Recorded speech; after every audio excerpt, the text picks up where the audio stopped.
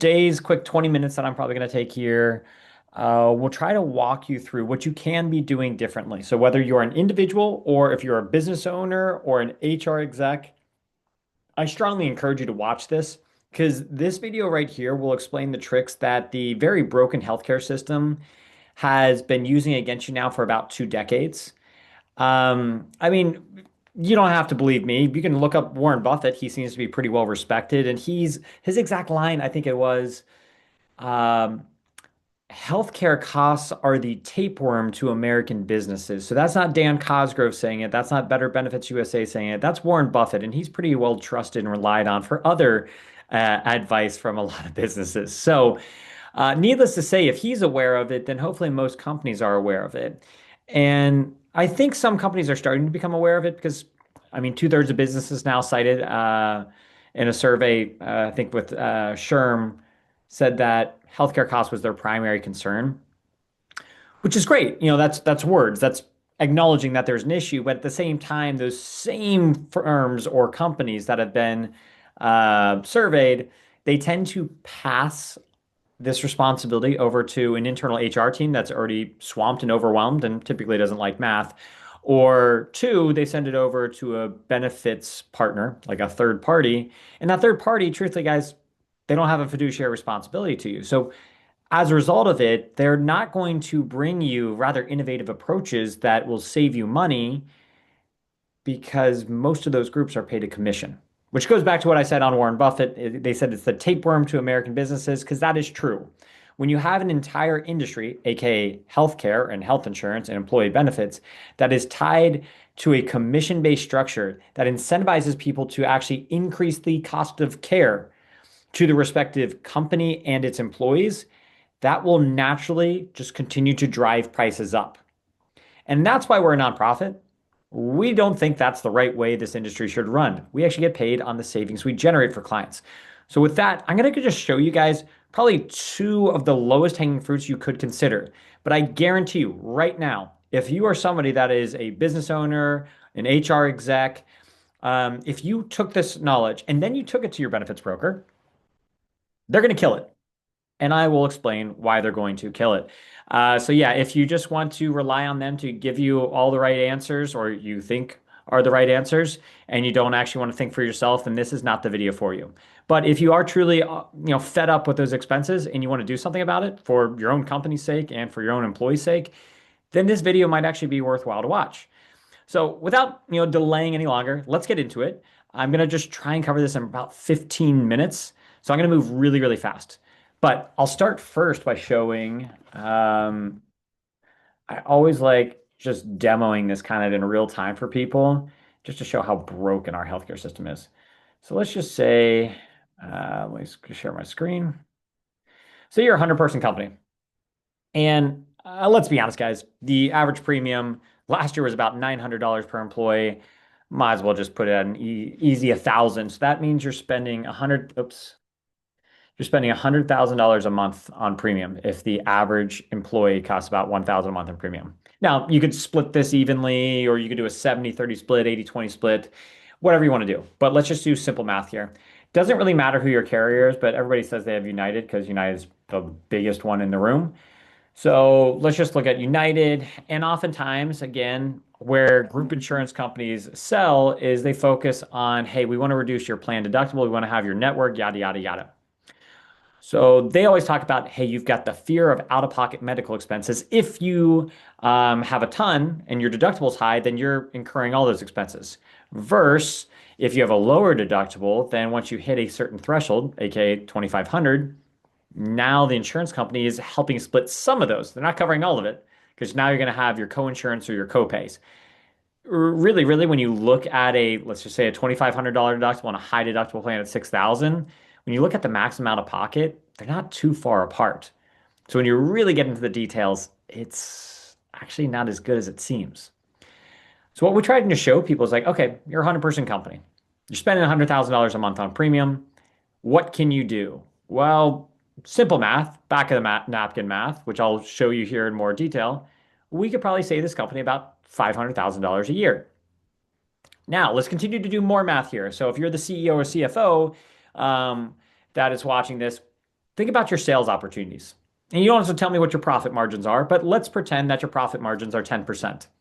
And if all of a sudden we are able to find a $500,000 savings opportunity that goes directly to your bottom line, well, 500,000 divided by 10% is a $5 million sales opportunity. So you would need to grow your top line revenue by $5 million in order to get the same amount of savings. Now that sales opportunity definitely feels sexier because it's 5 million, right? And healthcare is not sexy, but it provides just as much value to your company's bottom line. So maybe we should stop overlooking it and passing it on to third parties just to give us advice when those third parties do not have a fiduciary responsibility to you as the client. So now that you kind of see the quick overall outlook of, yeah, about a $500,000 can be saved for a 100-person company, just imagine what it might look for your company if you're 500 employees, 1,000 employees, or 50 employees. Doesn't really matter. The same logic is going to apply here. So with that, let me switch over now and I'll show you a few slides that might be most beneficial. All right, where are we? Yeah, and if you guys didn't already know this, we are a nonprofit. We're a 501(c)(3) public charity because our core belief is we live in the greatest country in the world. But unfortunately, our healthcare system, which I think is ranked 37th in the world, isn't up to standards. And we want to change that. And we know we have a long way to go, but we're very committed to try and make that change. And at the end of the day, we want to close the gap in care costs and coverage for hardworking Americans. That is truly our goal. That is what we're sticking with. So I'm going to put this in presentation mode just to make your guys' life a little bit easier if you're watching this. Okay. So I've already hit it. You just saw it on the previous screen. Like we're not making up these numbers. We're saving people about 50%. That's up to you if you really want to at least consider pursuing it. But yeah, you can save about 50% versus what you're doing in the prior year. It's just math, guys. And I know math can be scary, but we can do it.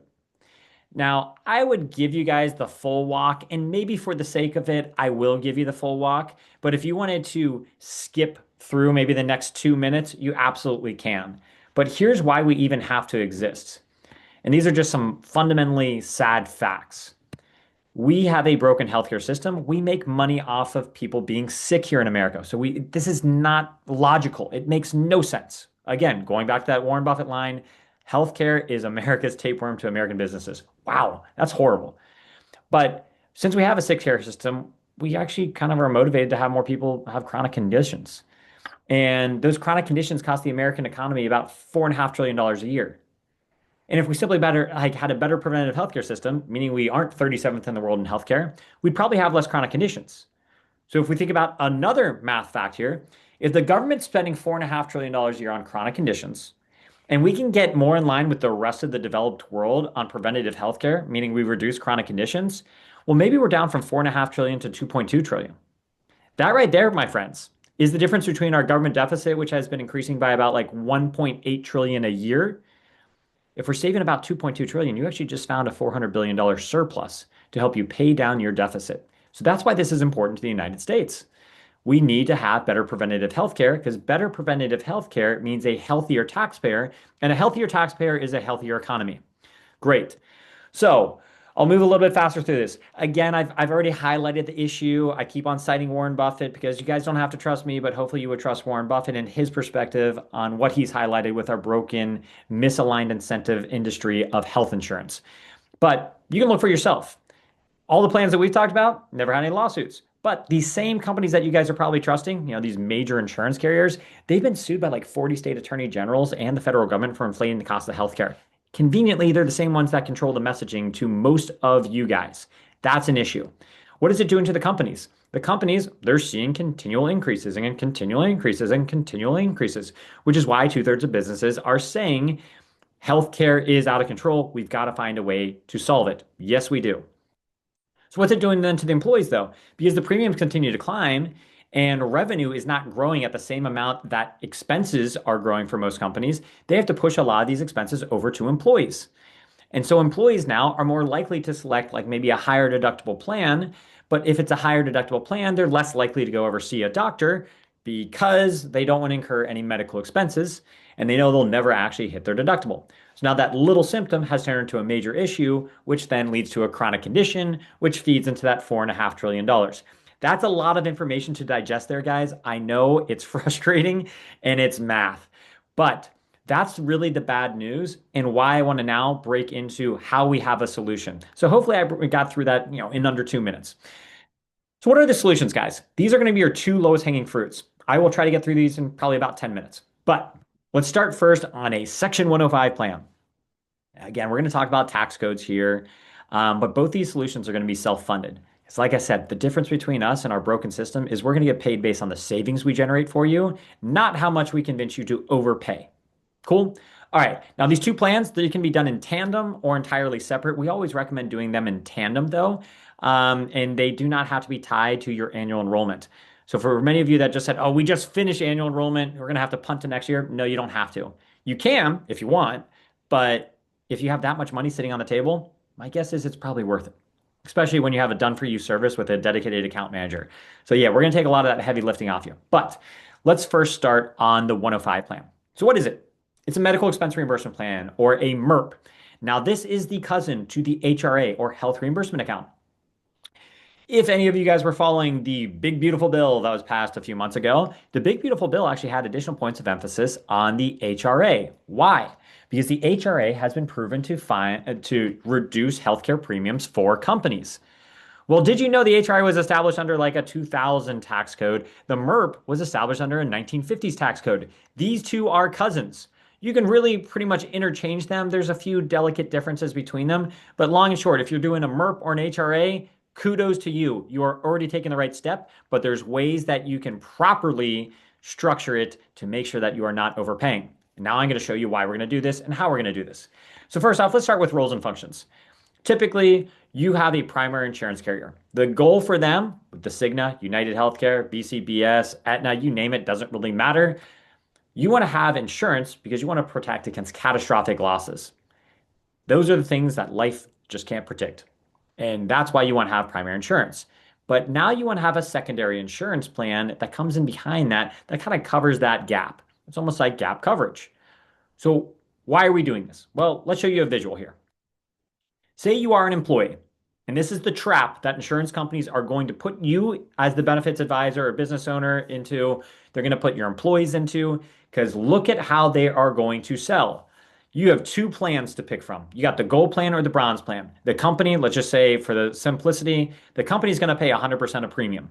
So you as the employer, you get to pick. Do you want the bronze plan or the gold plan? Most of you would say, oh, I want the gold plan. Why? Because the gold plan has a $2,000 deductible. And remember, in insurance, insurance sells based on fear, the fear of out-of-pocket expenses. Fear tends to work on a lot of people. So since they have inspired fear, most people are going to select the gold plan, meaning they are going to avoid that $7,100 risk. Great. Now notice the max amount of pocket is only a $400 difference. So it's not even actually 7,100, but let's just make it 7,100 to make it the worst case scenario. Notice what is missing here when an employee is going through their typical enrollment. The answer is the premium.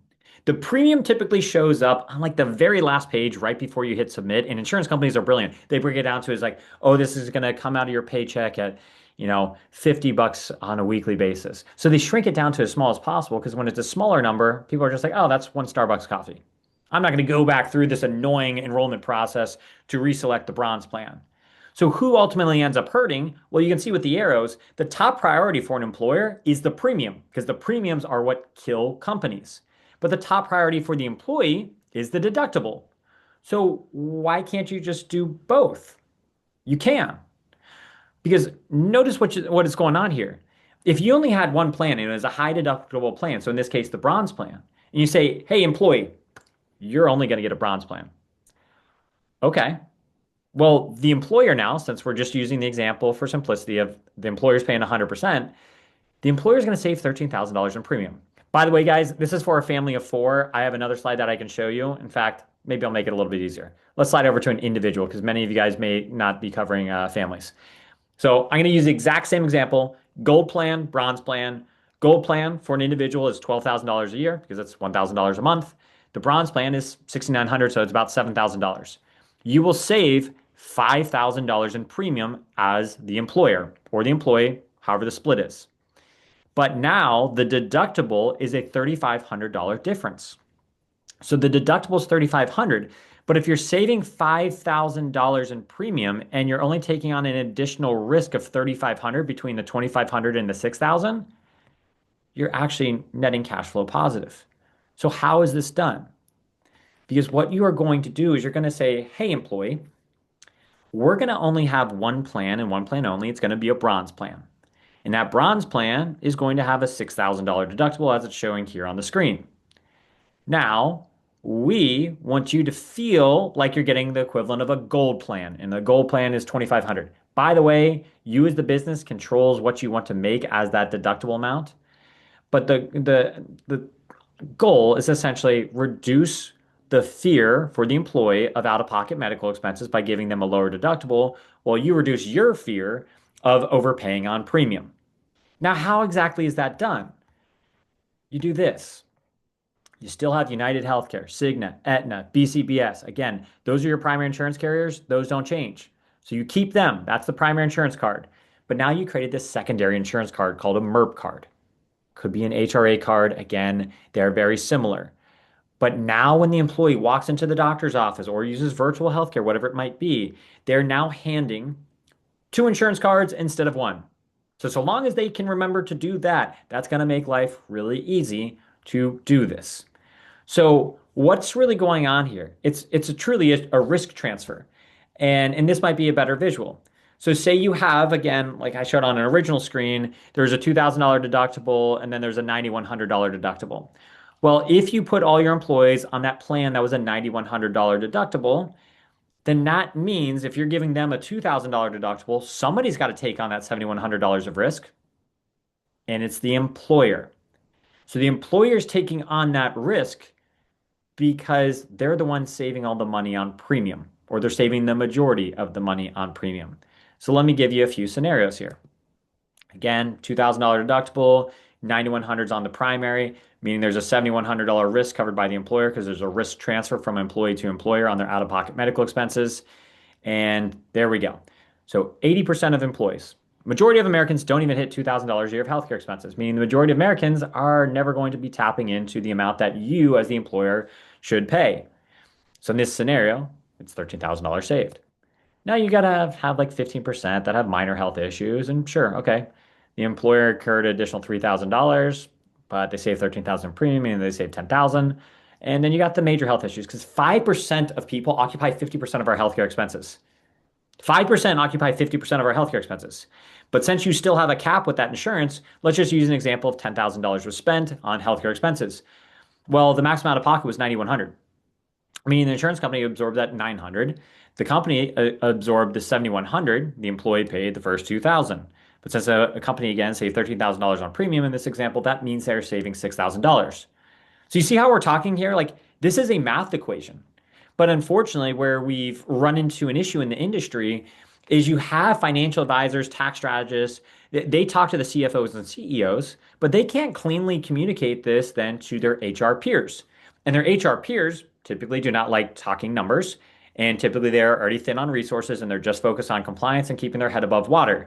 Meaning any mathematical equation they just send over to their benefits broker. And we've already covered why their benefits broker wouldn't want this. But let's go back and do a quick analysis. On that prior page, if I stop sharing here, let's stop share. On that prior page where I showed you guys a breakdown of this on just a 100-person company, if that 100-person company here is paying $100,000 a month in premium, well, that's $1.2 million a year in premium. Okay, that's a lot. But let's do some really fast math, guys. $1.2 million times, let's just say 5% commission is $60,000.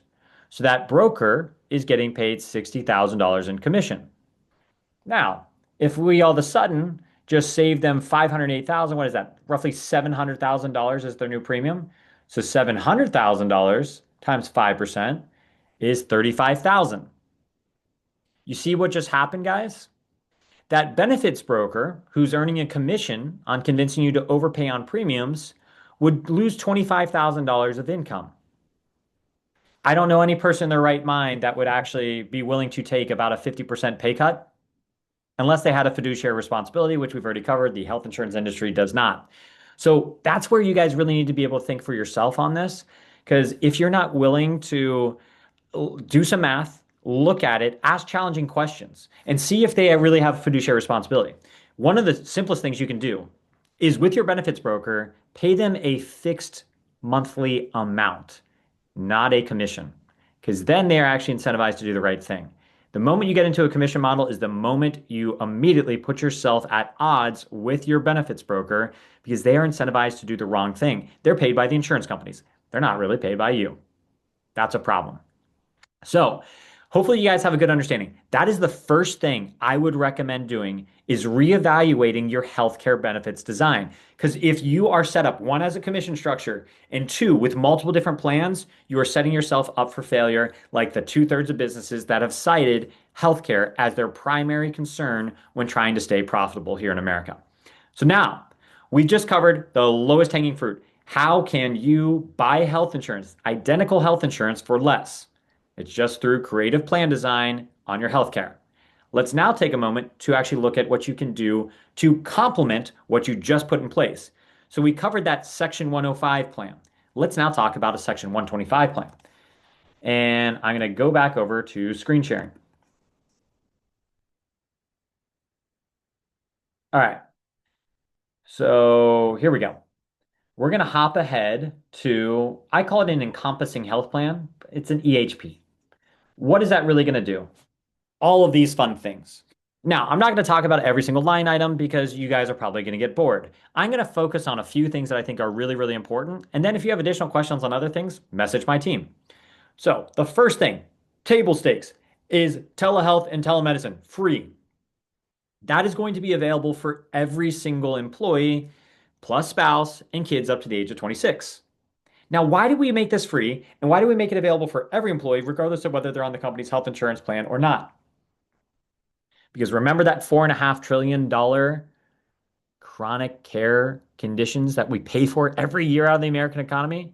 If you had a free virtual healthcare system, meaning it doesn't bill your insurance, it's $0 copays, and it's convenient to access no matter where you are traveling in the world today, no matter how many jobs you're working, no matter how many kids' soccer practices you're at, etc., if you make it convenient and it costs nothing, you have people that are much more inclined to want to talk to a doctor in their pocket at the time that is most convenient for them, meaning that little symptom that if addressed as a little symptom stays a little symptom or completely gets eliminated, doesn't turn into a major issue or those chronic conditions.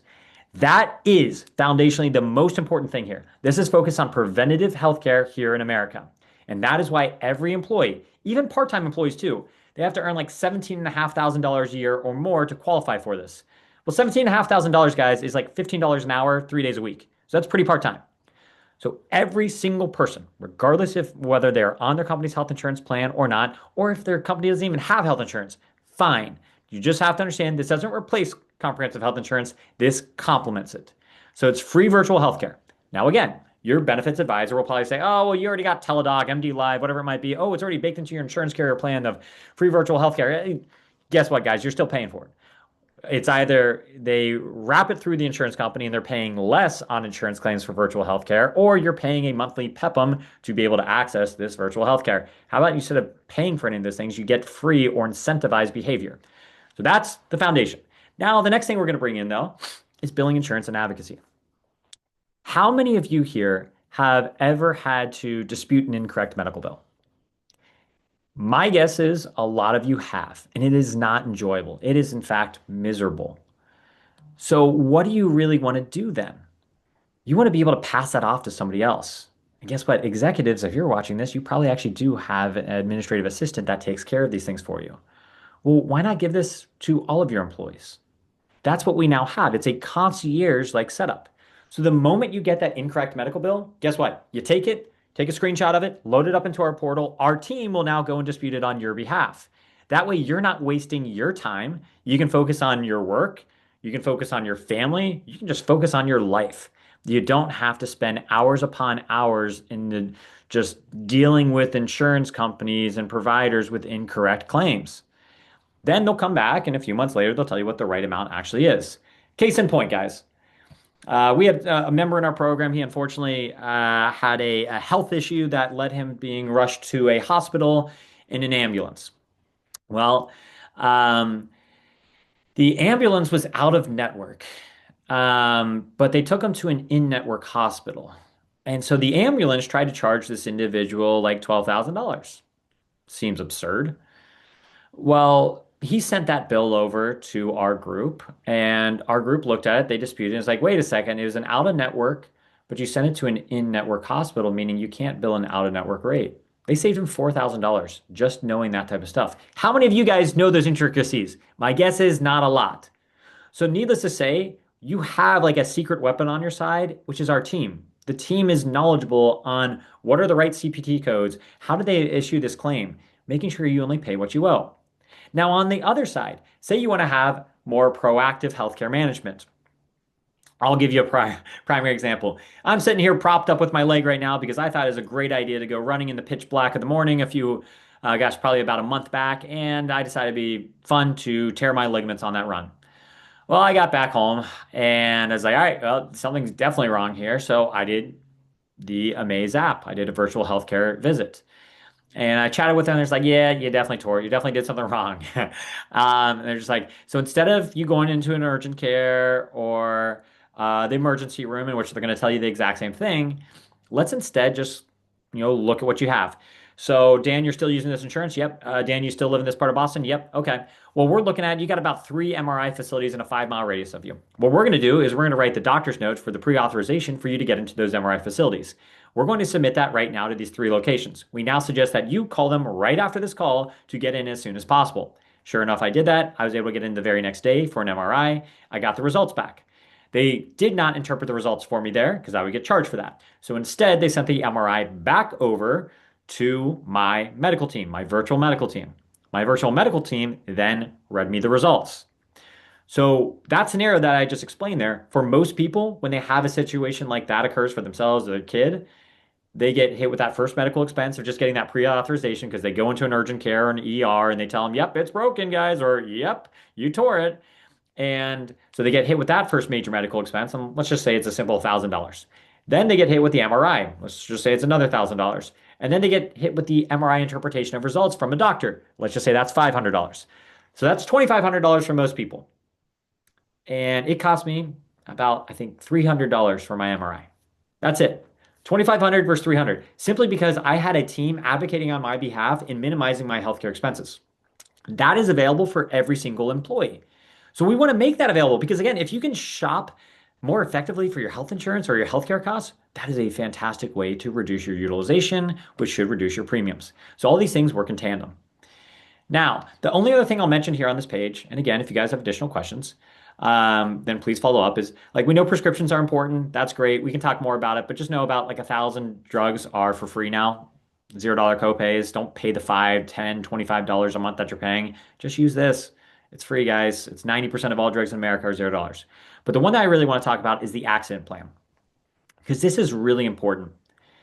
Many of you are probably familiar with Aflac plans, and they're great. And Deion Sanders and Nick Saban do a phenomenal job in their advertisements talking about, oh, we're going to cover the out-of-pocket medical expenses that health insurance doesn't. I applaud them. They're trying to do something. But the way they set up their accident plans, and like many companies set up their accident plans, is that it's a voluntary benefit. And that voluntary benefit means you have to pay for it out of pocket as an employee. Guess what? 20% of employees might actually pay for it. We have a core belief that every single employee should have their downside protected, aka covering those out-of-pocket medical expenses that health insurance doesn't. That is what an accident plan is designed for, and we have something that is very, very thorough.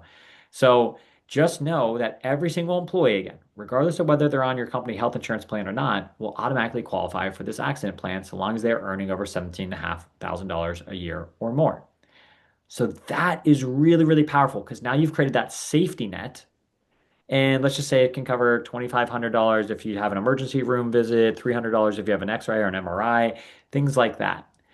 Well, if you do that, in fact, like I'll just show you a really light example of this. Just know that this is very high level. We've got 6 pages worth of coverage, but let's just pretend you visit a hospital for your accident. It's $1,000. Okay.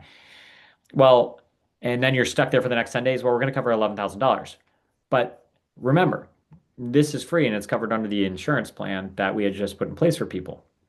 So what's really going on here is if we have that MERP plan or that HRA that we previously talked about, well, the risk for that employer, if I go back to this, is really that like 7,100 here. See that 7,100? Because remember, the risk transfer was from the employee over to the employer because the employer is the one saving on premium. But now when you set up the MERP, you're able to customize your benefits on that secondary insurance card. You say, hey, employee, you're responsible for the first $2,000.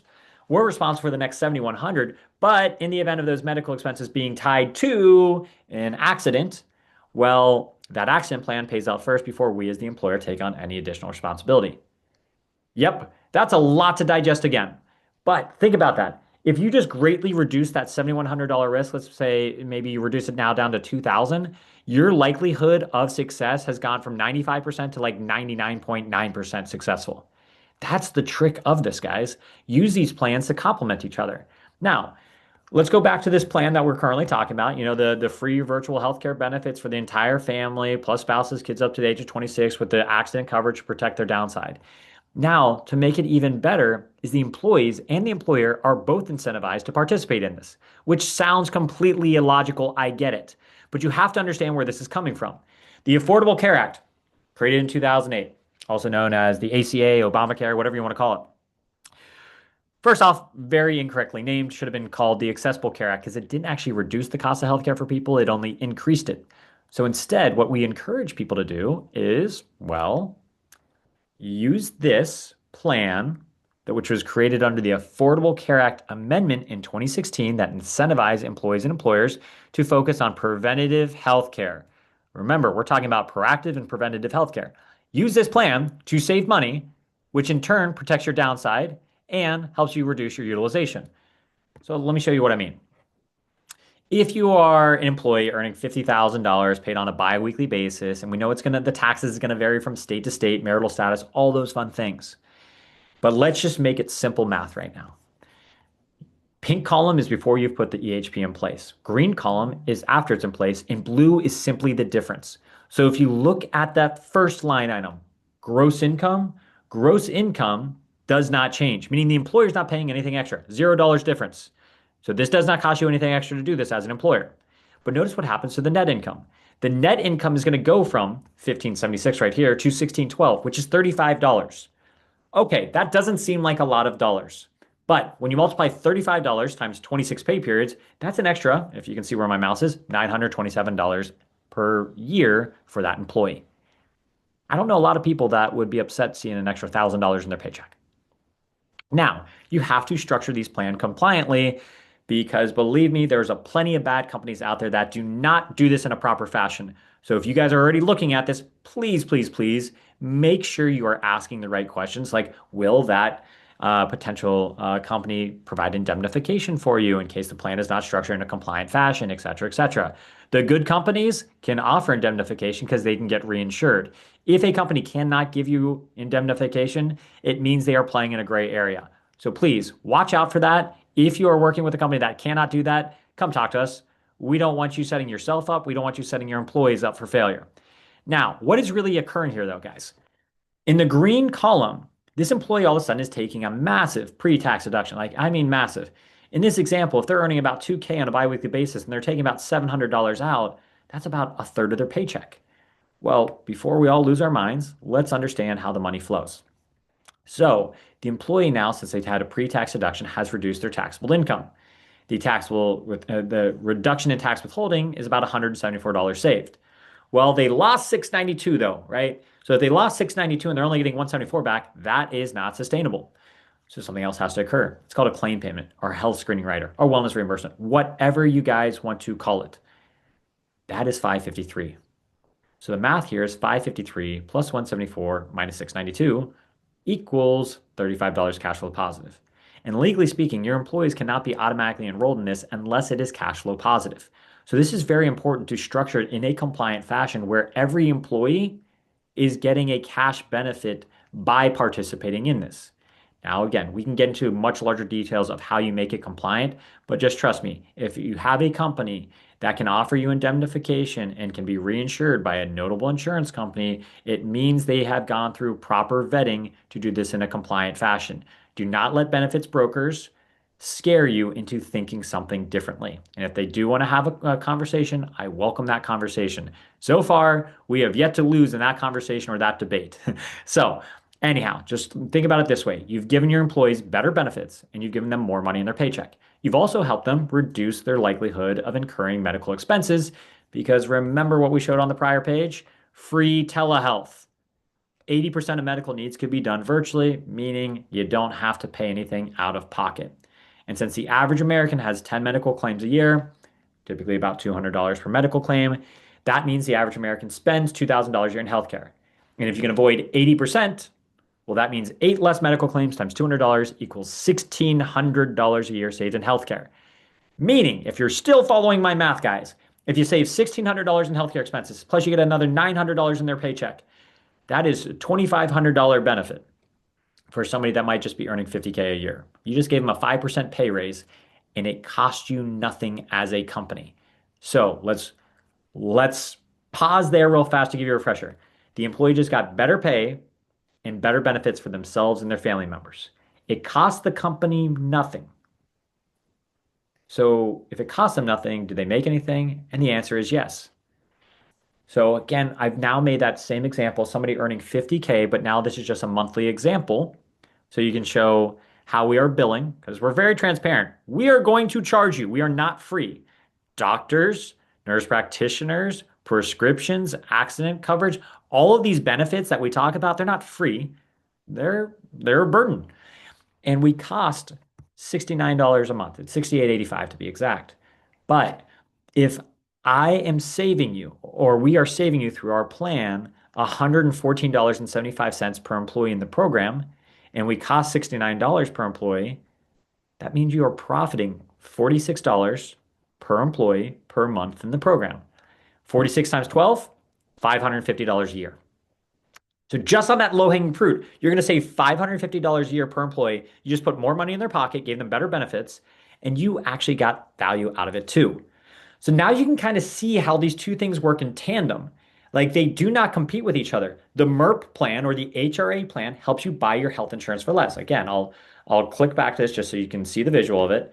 So Section 105 helps you buy your health insurance for less. Section 125 complements whatever you have in place. It is not health insurance, it complements it. But it provides better benefits to your employees, more pay for them, and more savings for you guys on the FICA side. So if you combine these things, because remember I said they don't compete. If you combine these things, I'm just going to show you a few examples. And again, the smallest we can go, guys, is 10 employees. We can certainly go much larger. I think our largest is 6,000, but I'm just going to show you examples so that you can be motivated to see just how much money you're leaving on the table or losing every single day by sticking with the status quo.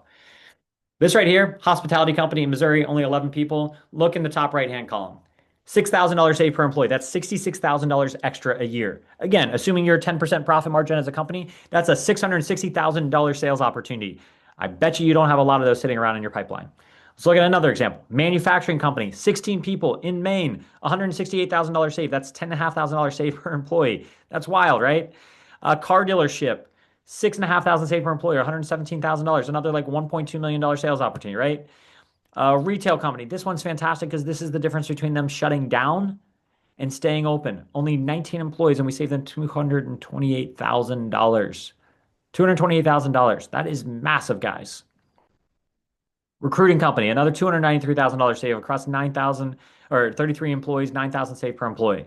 Rentals company, saved them 3,000 per employee, or about 250,000 in total. Distribution, 150 person company, saved them $1.1 million. Distribution, $1.1 million. That's 7,500 saved per employee. Again, distribution, we know they're a thin profit margin, so we're being generous when we say they have a 10% profit margin. We just gave them essentially a $10 million sales opportunity with pure savings coming to their bottom line. So guys, that is a ton to digest. I know, and I've said digest a lot today, but I want you to understand that like you don't have to be stuck. You're not stuck. This is entirely up to you if you want to be stuck. But we're here for you. Again, we're a nonprofit. We're Better Benefits USA. We were created under this core belief that we live in the greatest country in the world, but our healthcare system is less than desirable. So if you guys do want a free benefits audit or just have a conversation with our team, feel free to reach out to us here on LinkedIn. You can reach out to me directly, and we can start the conversation from there. Or you can visit us at betterbenefitsusa.org, and we can get you scheduled for a consultation or a free audit. Thanks so much. Wish you guys a great week, year, month ahead of you. All right. See you later, guys. Bye bye.